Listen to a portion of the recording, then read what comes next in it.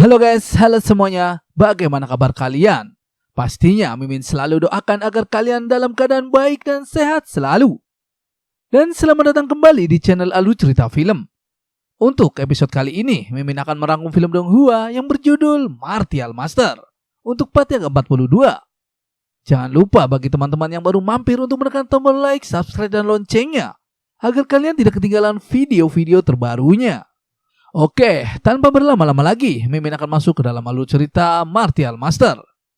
Di episode terakhir kemarin, giliran Tuan Molly melawan Tuan Leng Wusheng. Lalu Tuan Molly mengeluarkan teknik iblis surgawi tiada taranya. Tuan Leng Wusheng pun mengeluarkan kekuatannya yang sudah mencapai ranah Martial Ancestor setengah langkah. Orang-orang dari dinasti Wei pun terkejut karena selama ini Leng Wusheng telah menyembunyikan kekuatannya.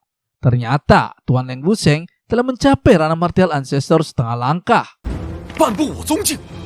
Mereka juga mengatakan kalau Hu Tianlu dapat menerobos ke ranah Martial Ancestor setengah langkah di bawah cahaya ilahi jalan surgawi. Dan masuk akal juga jika Tuan Muda Leng Wusheng telah menerobosnya. Leng Wusheng pun menangkis serangan Tuan Mongli dengan teknik kipas penyapu segala penjuru. Tuan Leng Wusheng dengan sombongnya mengatakan kalau semut 5 kerajaan tak peduli seberapa sombongnya juga akan sulit menyembunyikan identitas rendahnya. Tuan Mongli pun menjawab untuk jangan senang dulu. Ia mengatakan ia pikir Leng Wusheng satu-satunya ranah Martial Ancestor setengah langkah. Praktisi abal-abal dari dinasti Wei pun sangat terkejut melihat Tuan Mongli juga sudah mencapai ranah Ancestor. Bagaimana seorang dari 5 kerajaan bisa setara dengan 3 jenius besar dari dinasti Wei-nya? Mereka pun saling menyerang satu sama lain. Tuan Leng Wusheng seketika mengeluarkan kekuatan meledaknya dan dengan sombongnya kalau ia telah memenangkan pertarungannya.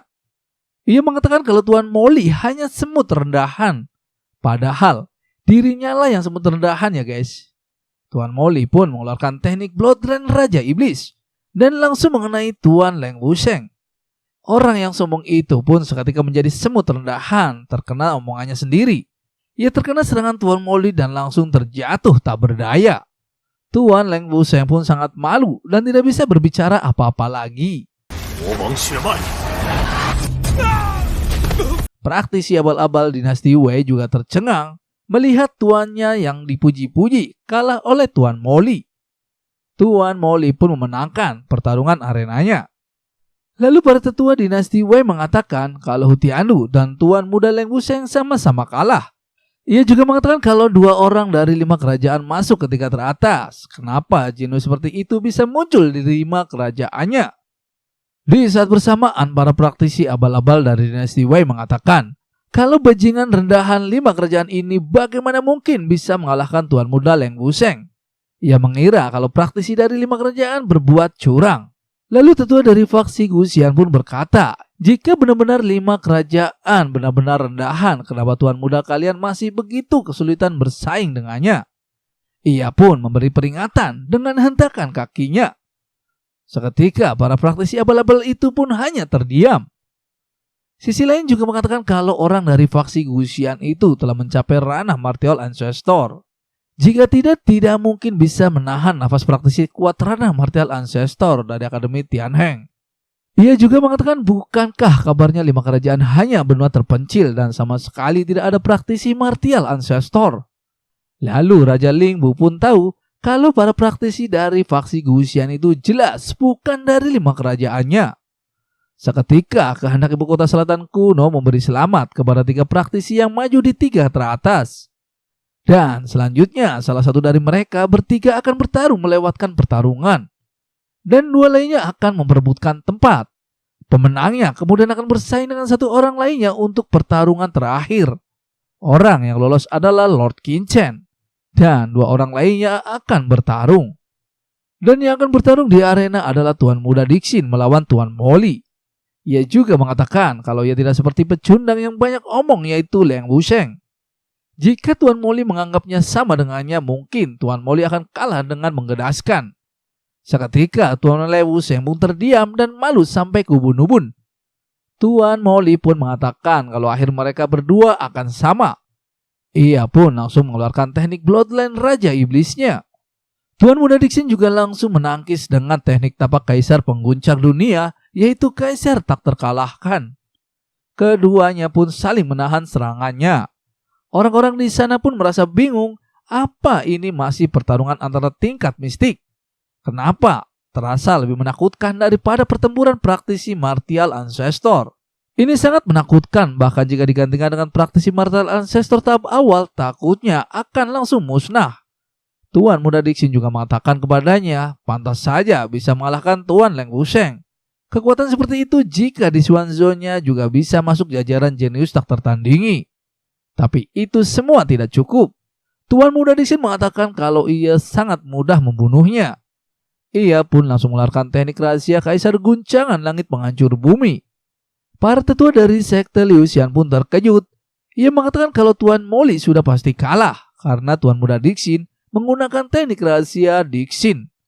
Ia juga mengatakan kalau praktisi di tingkat yang sama tidak bisa menahan teknik rahasia Kaisar. Tuan Moli pun berkata, teknik rahasia apaan? Ia pun langsung mengeluarkan teknik terlarang darah.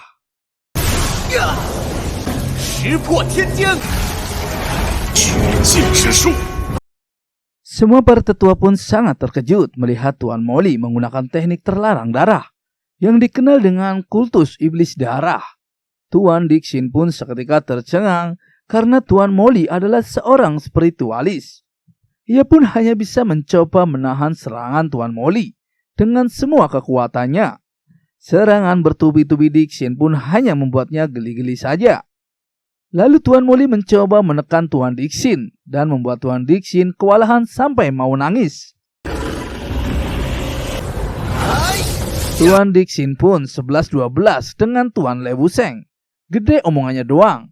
Ia pun terpental keluar arena dan memilih menyerah.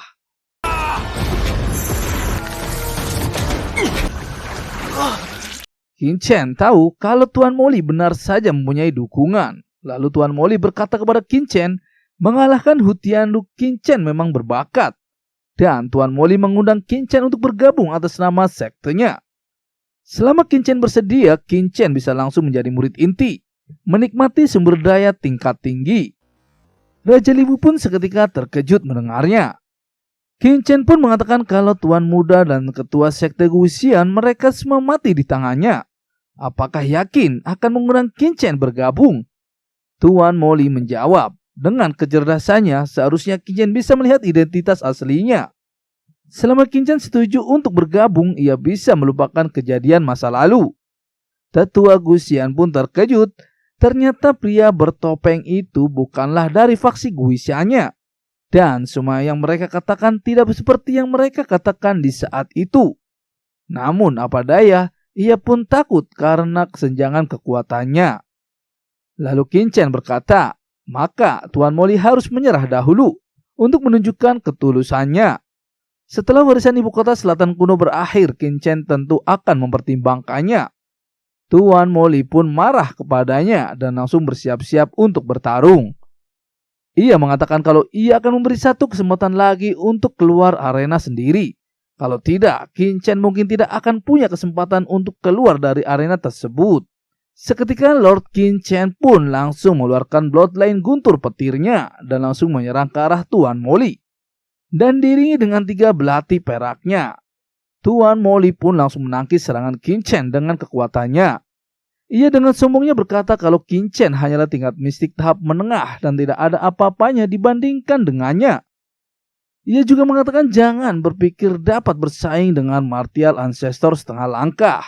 Lalu Qin Chen dengan Wallace-nya mengcounter dengan teknik kekuatan sejatinya, yaitu teknik penggoyah mental. Seketika Tuan Moli tidak bisa berbuat apa-apa dan kena mental, dan hanya ada kesakitan.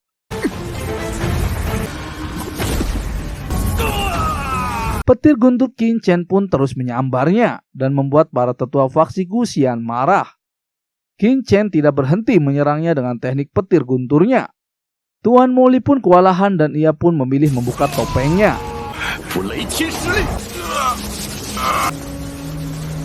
Dan bagaimana keseruannya, Mimin akan bahas di episode mendatang ya. Dan ini ada sedikit cuplikan untuk minggu depan. Terima kasih.